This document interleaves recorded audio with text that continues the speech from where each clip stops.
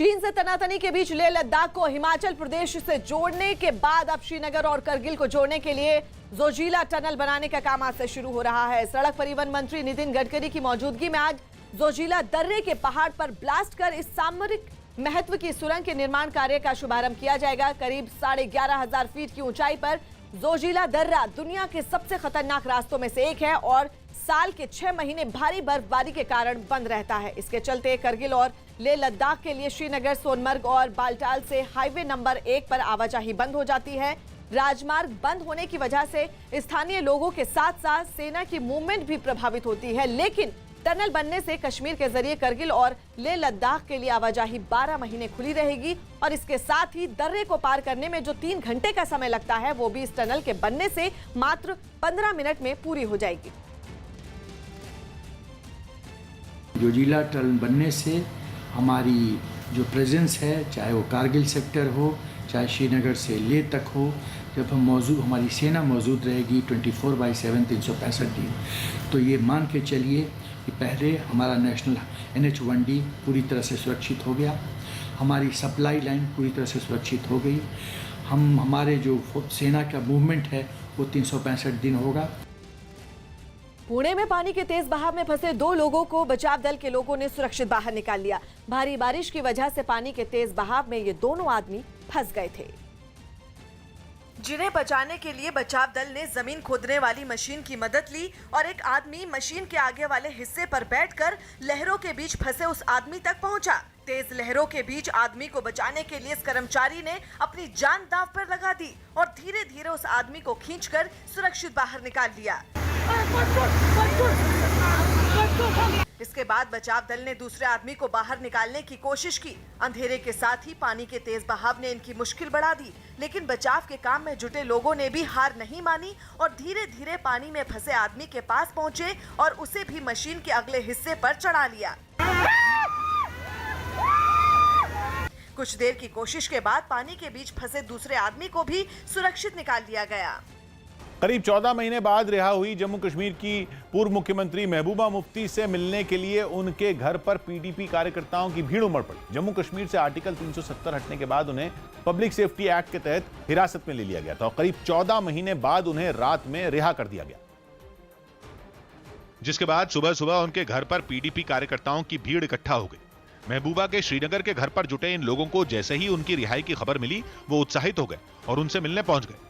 ये लोग इतने खुश थे कि उनके बीच थोड़ी धक्का मुक्की भी हुई, हालांकि इससे उनके जोश में कोई कमी नहीं आई। पार्टी के वर्कर जो है बड़ा जज्बाती लगाव है पार्टी वर्करों को लीडरशिप के साथ, महबूबा जी के साथ, और आज बड़ी खुशी है कि मतलब जाहिर सी बात है 14 महीने के बाद मिल रहे हैं उन्हें। केवल पीडीपी के कार्यकर्ता ही नहीं बल्कि राज्य में उनकी विरोधी पार्टी नेशनल कॉन्फ्रेंस के नेता भी उनकी रिहाई से खुश दिखे। यही नहीं, फारूक अब्दुल्ला और उमर अब्दुल्ला ने तो महबूबा के घर जाकर उनसे मुलाकात भी की।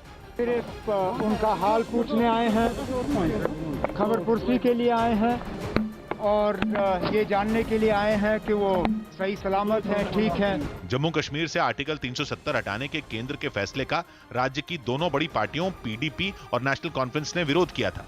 खुद महबूबा ने रिहाई के फौरन बाद एक ऑडियो संदेश जारी करके अपना संघर्ष जारी रखने की बात कही, जिसके बाद चर्चा है कि पीडीपी और नेशनल कॉन्फ्रेंस के नेता इस मुद्दे पर आगे की रणनीति बनाने के लिए एक बार फिर मुलाकात कर सकते हैं। शी जिनपिंग ने अपनी सेना से युद्ध के लिए तैयार रहने को कहा। कई देशों के साथ सीमा विवाद के बीच चीन के राष्ट्रपति शी जिनपिंग ने अपनी सेना युद्ध की तैयारी पर ध्यान देने को कहा। हाथरस में पीड़ित परिवार से सीबीआई की टीम ने करीब 7 घंटे तक पूछताछ की। जम्मू कश्मीर के शोपिया में सुरक्षा बल ने 2 आतंकियों को मार गिराया। अमेरिका के ह्यूस्टन शहर की एक इमारत में भीषण आग लग गई। हरियाणा के अंबाला में कृषि कानून के खिलाफ किसानों ने प्रदर्शन किया। गाजियाबाद में केबल कारोबारी की हत्या का मामला सुलझाते हुए पुलिस ने हत्या के आरोप में एक महिला को गिरफ्तार कर लिया, जबकि महिला का पति और उसके 2 साथी अभी तक फरार हैं। मुंबई की कांदिवली से एक दिल दहला देने वाला वीडियो सामने आया है, जिसमें एक लड़का खतरनाक स्टंट करता हुआ दिखाई दिया। यह वीडियो वायरल होने के बाद पुलिस उस लड़के की तलाश में जुट गई है, क्योंकि वीडियो में उस लड़के ने जान जोखिम में डालने वाले स्टंट किए, जिसे देखकर किसी के भी रोंगटे खड़े हो जाएंगे। वीडियो में दिखा कि वो लड़का एक इमारत की 23वीं मंजिल के छज्जे पर हाथ के बल खड़ा हो गया। बिना किसी सुरक्षा उपाय के उसने काफी देर तक वहां स्टंट किया। ये बेहद खतरनाक था क्योंकि जरा सी चूक से वो लड़का 23वीं मंजिल से सीधा जमीन पर गिर सकता था। स्टंट करने वाले लड़के कौन है वो हमें पता चला है और हम लोग उनके ऊपर कानूनी कार्रवाई कर रहे हैं। स्टंट करने वाले लड़के की तलाश में जुटी पुलिस ने कई लोगों से पूछताछ की और साथ ही इमारत की छानबीन भी की गई। अमेरिका के राष्ट्रपति डोनाल्ड ट्रंप 2 दिन पहले फ्लोरिडा में एक चुनावी रैली में डांस करने पर घिर गए।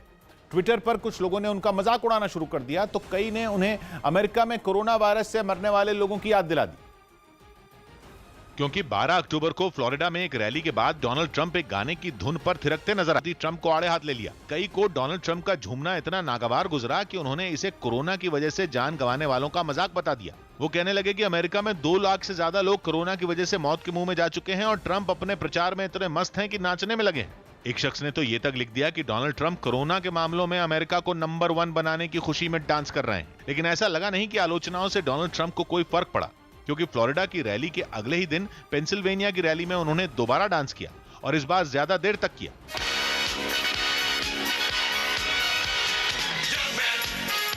कभी डोनाल्ड ट्रंप पैर थिरकाते नजर आए तो कभी अपनी ही धुन में झूमते दिखे। मध्य अमेरिकी देश कोस्टा रिका में नए टैक्स के विरोध में लोगों ने सरकार के खिलाफ प्रदर्शन किया। वहां की सरकार ने देश को आर्थिक संकट से उबारने के लिए लोगों पर नए टैक्स लगा दिए, जिसके विरोध में लोग सड़कों पर उतर आए। राजधानी सैन होजे से सामने आई तस्वीर में कुछ प्रदर्शनकारी बैरिकेडिंग पर अपना गुस्सा उतारते दिखाई दिए। उन्हें रोकने के लिए वहां पुलिस भी मुस्तैद दिखी। लोगों का हंगामा बढ़ता देख पुलिस ने उन पर आंसू गैस के गोले दाग दिए। पुलिस की इस कार्रवाई से वहां अफरा तफरी मच गई।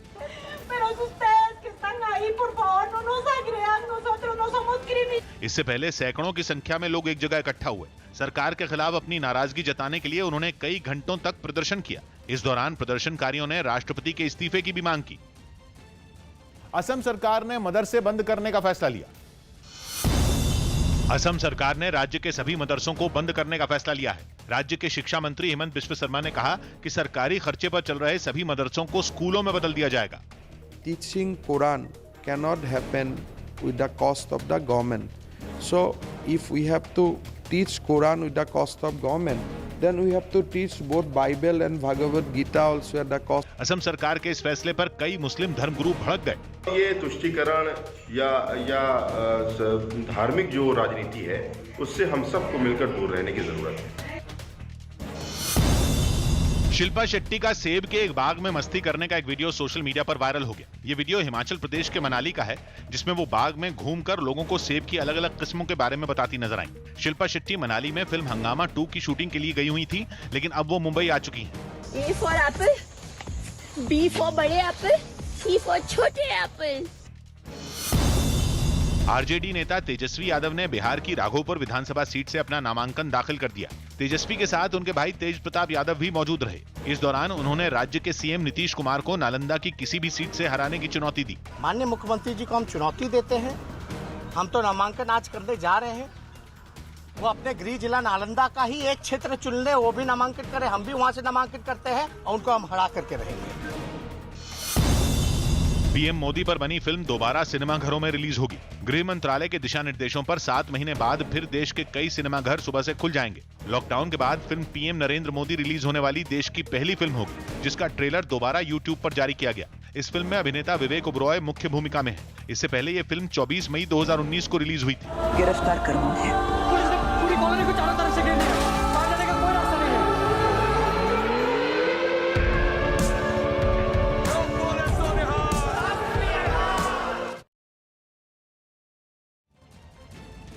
ब्रह्मोस सुपरसोनिक क्रूज मिसाइल का परीक्षण किया गया। ओडिशा में ब्रह्मोस सुपरसोनिक क्रूज मिसाइल का सफल परीक्षण किया गया। बक्सर रेप कांड में पुलिस ने दावा किया कि महिला के परिचित ने ही उसका रेप किया, जबकि बच्ची की मौत डूबने से होने की पुष्टि की गई। टिकट न मिलने से नाराज कांग्रेस की एक महिला कार्यकर्ता ने दिल्ली में कांग्रेस दफ्तर के सामने हंगामा कर दिया।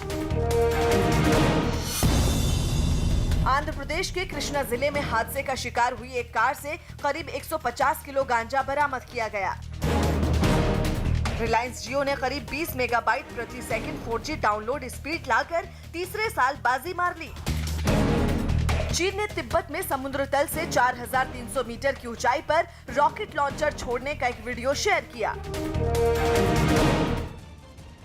लगातार 24 घंटे तक हुई बारिश से हैदराबाद में हाहाकार मच गया। कई लोगों की जान चली गई और शहर के कई हिस्से बाढ़ की चपेट में आ गए। इस दौरान सड़क पर सैलाब दिखने लगा। बाढ़ से हुए नुकसान के बाद मरम्मत के काम में लगा एक आदमी अचानक लहरों के साथ बह गया। उसी वक्त राहत और बचाव के काम में लगी एक टीम बिल्कुल सामने मौजूद थी। टीम ने बह रहे आदमी की तरफ रस्सी फेंककर उसे बचाने की कोशिश की, लेकिन सब कुछ इतनी तेजी से हुआ कि पानी में बह रहा शख्स रस्सी को पकड़ नहीं पाया। पानी से बहता हुआ वो जिस तरफ गया वहां लहरें और भी गुस्से में थी। गनीमत ये रही कि पानी में बहे आदमी की जान बच गई। सड़कों पर पानी कितनी तेजी से बहा इसका अंदाजा कुछ और तस्वीरों से लगाया जा सकता है। भारी भरकम एक कार पानी में बहते हुए आई और एक दूसरी कार के ऊपर चढ़ गई। तभी पानी एक और कार को बहाता हुआ लाया और तीसरी कार भी दोनों कारों से टकरा गई। शहर के अस्पतालों तक में पानी भर गया। हैदराबाद के यशोदा अस्पताल के बेसमेंट का एक वीडियो सामने आया। बेसमेंट में अस्पताल का पूरा स्टाफ दीवार का सहारा लेकर खड़ा दिखा और पानी पूरी ताकत से बहता हुआ दिखने लगा। पानी का बहाव इतना तेज था कि किसी शख्स को अपने साथ बहाकर ले जा सकता था। पूरा शहर तालाब में तब्दील हो गया। शहर का एक बड़ा मंदिर भी शिखर तक पानी में डूबा हुआ दिखने लगा। पूरे हैदराबाद में अफरा तफरी का माहौल बन गया। शहर के कई हिस्सों में लोग अपनी जान बचाने के लिए दौड़ते दिखे। निचली बस्तियों में रहने वाले लोगों का तो बारिश ने सब कुछ छीन लिया और घरों में रखा सारा सामान पानी में बह गया। लोग घरों से पानी निकालने की नाकाम कोशिशें करते दिखे। शहर के सैकड़ों मकानों में कई फीट तक पानी जमा हो गया। घरों में रखे सोफे और बेड टापू में बदल गए। ड्राइंग रूम से लेकर किचन तक सब कुछ तालाब में बदल गया। घरों के बाहर तो हालात और भी डराने वाले हो गए। मोटरसाइकिल से गुजर रहे दो लड़कों का एक वीडियो सामने आया। लड़के एक निचली सड़क से मेन रोड तक पहुंचने की कोशिश कर रहे थे और पानी उनकी बाइक को रोक रहा था। काफी देर तक वो लड़का एक्सीलरेटर देकर लहरों को हराने की कोशिश करता रहा, लेकिन नाकाम रहा। पीछे बैठे लड़के ने भी उतरकर धक्का लगाना शुरू कर दिया। तभी लहरों ने ऐसा धक्का लगाया कि बाइक हाथों से छूटकर दूर जाने लगी और लहरों के साथ बहती चली गई। दोनों लड़के केवल बेबसी के साथ दूर जाती बाइक को देखते रहे। हालांकि शहर में बर्बादी की शुरुआत बारिश ने रात में ही कर दी थी। शहर के जिन हिस्सों में पानी सबसे ज्यादा भरा, वहां से फंसे हुए लोगों को निकालने के लिए डिजास्टर मैनेजमेंट की टीमें तैनात कर दी गई। सड़क पर नावें चलती हुई दिखने लगी। ऐसी ही कुछ जगहों पर MIM नेता ओवैसी भी लोगों की मदद करने पहुंचे। हैदराबाद में भारी बारिश के बाद कई जगहों इमारत के ढहने की घटनाएं भी हुई। ऐसी ही एक घटना का वीडियो CCTV कैमरे में रिकॉर्ड हुआ, जिसमें भीड़भाड़ वाली एक सड़क पर बनी इमारत के ढहने की घटना साफ दिखी। इसी इमारत की दीवार जिस वक्त रही उसी वक्त महिला एक सड़क से गुजर रही थी। बुरखे में दिख रही महिला जैसे ही इमारत के सामने पहुंची, इमारत की दीवार भर-भरा कर गिर गई। ये तस्वीर हम आपको उसी दौरान की दिखा रहे हैं। देखिए कि किस तरह से खुद को बचाने के लिए महिला ने दूर भागने की कोशिश की, लेकिन बहुमंजिला इमारत के मलबे से ज्यादा दूर नहीं जा पाई। घटना में महिला जख्मी हुई है, लेकिन उसे ज्यादा चोटें नहीं आई। लेकिन हैदराबाद पर आफत केवल इतना ही नहीं है। मौसम विभाग ने अगले 48 घंटों में और बारिश का अलर्ट जारी किया है। अगर बारिश और हुई तो हालात बिगड़ सकते हैं, क्योंकि हैदराबाद के आसपास के नदी नाले पहले से ही भर चुके हैं। इसलिए सरकार ने हैदराबाद में 2 दिनों की छुट्टी का ऐलान कर दिया है। लोगों से ये भी कहा गया है कि जब तक कोई जरूरी काम ना हो तब तक घरों से बाहर ना निकले। कच्चे मकानों और जर्जर इमारतों में रहने वाले लोगों से भी घर खाली करने को कहा गया है, जिनके लिए सरकार ने सुरक्षित जगहों पर रहने के इंतजाम कर दिए गए हैं। पुलिस और NDRF की कई टीमें शहर के अलग अलग हिस्सों में तैनात हैं, जो फंसे हुए लोगों को निकाल रही हैं और उन्हें महफूज जगह तक पहुंचा रही हैं। अमेरिका के कैलिफोर्निया से एक दिल दहला देने वाला वीडियो सामने आया, जिसमें एक बेकाबू कार ने एक रेस्टोरेंट के बाहर कई लोगों को रौंद दिया।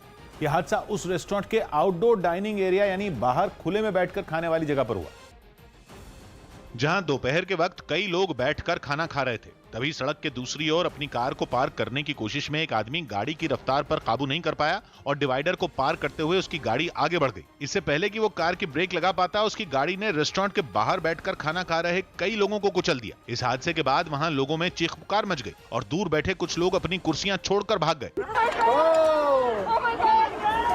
हादसे के बाद कई लोग घायल हालत में जमीन पर गिरे नजर आए, जिनकी वहां मौजूद लोगों ने मदद भी की। कुछ ही देर में पुलिस भी वहां पहुंच गई और उसने कार के ड्राइवर को गिरफ्तार कर लिया। बताया गया कि इस दर्दनाक हादसे में एक महिला की मौत हो गई, जबकि 7 लोग गंभीर रूप से घायल हो गए। घुसपैठियों की मदद के लिए पाकिस्तानी सेना ने एक बार फिर पुंछ के बालाकोट सेक्टर में LOC पर आग लगाई है, जिससे उस इलाके में कई माइन ब्लास्ट हो रहे हैं। दरअसल सीज फायर का उल्लंघन करते हुए पाकिस्तानी सेना को भारतीय सेना की जवाबी कार्रवाई में ज्यादा नुकसान होने के बाद अब पाकिस्तान की सेना ने एक नया तरीका ढूंढ निकाला है। पाकिस्तान की ओर से पिछले 20 दिनों में 3 बार एलओसी पर आग लगाई गई है ताकि रास्ता साफ होने के बाद उस इलाके में आतंकियों की घुसपैठ करवाई जा सके। कल शाम को भी बालाकोट सेक्टर में पाकिस्तान की ओर से भारी आग लगाई गई जो भारतीय क्षेत्र तक पहुंच गई। आग को बुझाने के लिए सेना की टीम लगी हुई है। जहाँ तक चाइना के बारे में विषय है, आप सबको पता है कि भारत ने इस तरह से सीमा पर चौकसी बरती है कि लोग समझ गए हैं कि ये भारत 2014 के बाद का भारत है, अलग भारत है।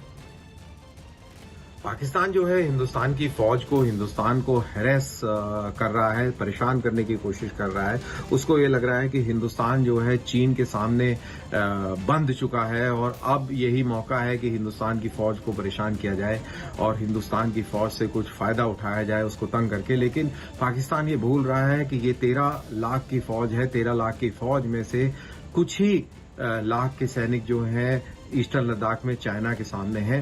बाकी सारी जो फौज है वो अभी भी पाकिस्तान सेंट्रिक है, वो बिल्कुल लाइन ऑफ कंट्रोल के ऊपर खड़ी है। और एलएसी पर तनाव के बीच चीन ने गीदड़ भभकी देने के लिए तिब्बत में अपनी सेना के अभ्यास का एक वीडियो जारी किया है। ये वीडियो ऐसे वक्त में आया है जब भारत और चीन के कमांडरों के बीच एलएसी पर शांति बहाल करने के लिए बातचीत का दौर जारी है। लेकिन दूसरी तरफ चीन की तरफ से इस तरह के वीडियो जारी करके उकसाने की कोशिश भी की जा रही है। दावा किया गया कि ये तस्वीरें चीन की सेना के अभ्यास की हैं, जिसमें लंबी दूरी तक मार करने वाली मिसाइलों को छोड़ते हुए दिखाया गया। चीन ने दावा किया कि अभ्यास तिब्बत में 4300 मीटर की ऊंचाई पर किया गया। इस अभ्यास में रॉकेट लॉन्चिंग सिस्टम से एक के बाद एक रॉकेट छोड़े गए। माना जा रहा है कि इस तरह के वीडियो जारी कर चीन ऊंचाई वाले इलाकों में भी अपनी सेना की ताकत दिखाने की कोशिश में है। केंद्र की ओर से कृषि कानूनों के बारे में बात करने के लिए बुलाई गई बैठक में कृषि मंत्री की गैर मौजूदगी पर किसान संगठनों के नेता भड़क गए और बैठक बीच में ही छोड़कर बाहर आ गए। इस मीटिंग में केंद्र की ओर से पंजाब के करीब 30 किसान संगठनों को बुलाया गया था, जिसके नेता इस उम्मीद से आए थे कि उनकी कृषि मंत्री से सीधी बात हो। लेकिन जब ऐसा नहीं हुआ तो वो भड़क गए और बैठक से बाहर आकर प्रदर्शन करने लगे। किसान संगठनों से जुड़े इन लोगों ने कृषि बिल की कॉपियां फाड़कर सड़क पर फेंक दी और उन्हें अपने पैरों से कुचलने लगे। यही नहीं, ये लोग लगातार केंद्र सरकार के खिलाफ नारे लगाते रहे।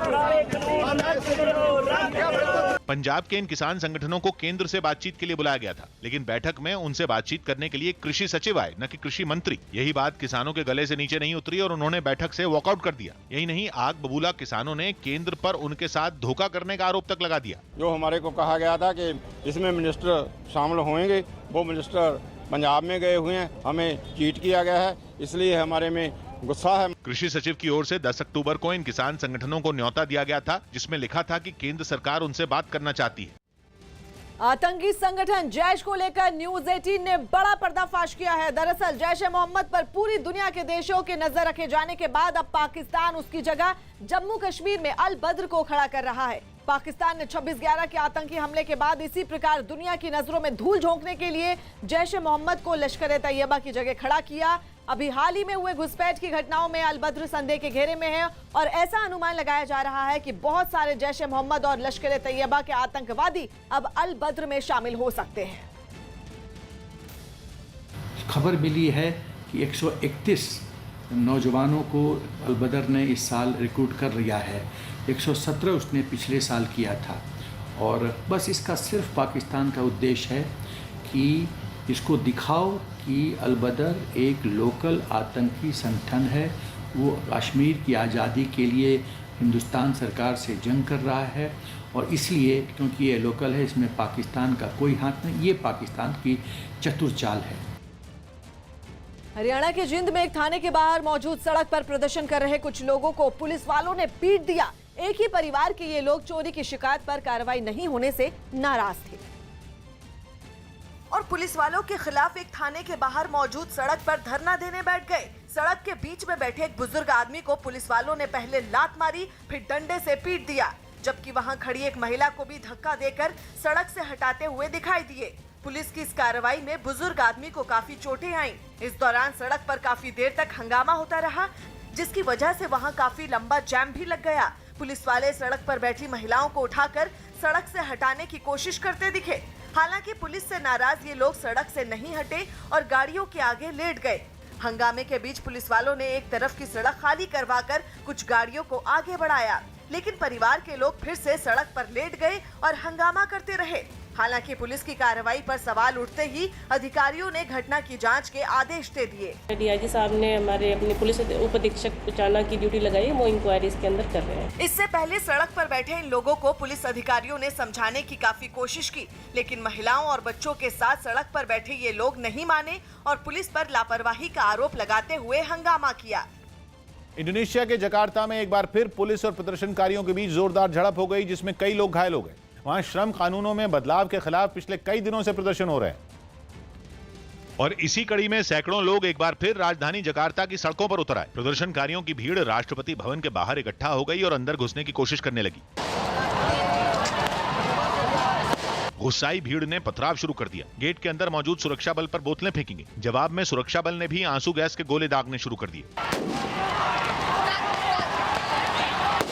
आंसू गैस के गोलों की वजह से वहां भगदड़ मच गई। लोग जान बचाने के लिए इधर उधर भागने लगे। हालांकि जल्द ही वो फिर इकट्ठा होकर पुलिस के सामने डट गए। हालात संभालने के लिए पुलिस वालों का एक और दस्ता वहां भेजा गया, लेकिन तमाम सख्ती के बावजूद प्रदर्शनकारी पीछे नहीं हटे। प्रदर्शनकारियों ने श्रम कानूनों में किए गए बदलावों को रद्द करने तक विरोध जारी रखने की चेतावनी दी। पंजाब के फिरोजपुर के सेक्टर में अंतर्राष्ट्रीय सीमा के नजदीक से पुलिस ने 9 किलो हेरोइन बरामद की है। अंतर्राष्ट्रीय बाजार में इस हेरोइन की कीमत 45 करोड़ रुपए बताई जा रही है। वहीं अंतर्राष्ट्रीय सीमा के नजदीक से इस साल अब तक 439 किलो हेरोइन बरामद की गई है, जबकि सीमा पार करने के आरोप में इस साल 93 लोगों को गिरफ्तार किया गया है, जबकि 10 घुसपैठियों को मार गिराया गया है।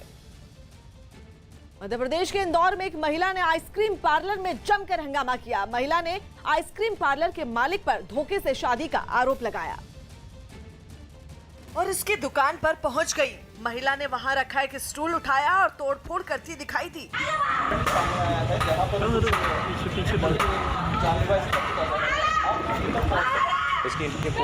लोग इसमें इन्वॉल्व अभी वहां मौजूद कुछ लोगों ने महिला को शांत करने की कोशिश की, लेकिन वो नहीं मानी और हंगामा करती रही। 2 बच्चों को बाप निकला, मेरे से झूठ बोल के शादी कर ली आर्य समाज मंदिर से।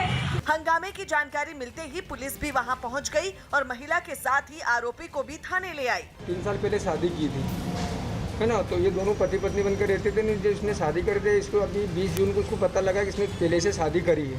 हंगामा कर रही महिला ने पुलिस पर भी अनदेखी के आरोप लगाए।